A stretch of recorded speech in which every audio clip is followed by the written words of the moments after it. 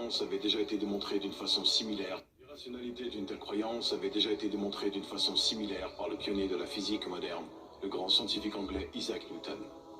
Il y a déjà plusieurs siècles, celui-ci avait réussi à faire comprendre à l'un de ses amis athées l'absurdité de sa croyance d'une manière très originale.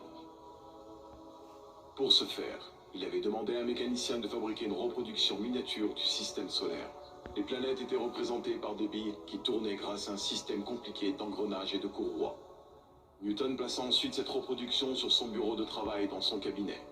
Un jour, son ami athée entra dans la pièce et voyant cette superbe reproduction du système solaire, il fut très émerveillé et demanda qui l'avait fait.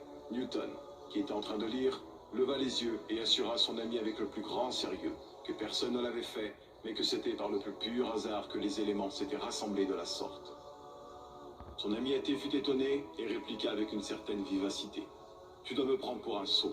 C'est évident que quelqu'un a fabriqué cette reproduction, un génie d'ailleurs, et je voudrais connaître son nom. » Newton déposa son livre, se leva, mit sa main sur l'épaule de son ami et lui dit « Cette reproduction est une faible imitation d'un système bien plus merveilleux dont tu connais les lois.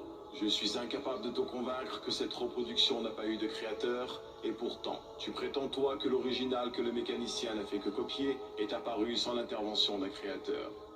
Explique-moi, je t'en prie, par quel raisonnement es-tu arrivé à une pareille conclusion ?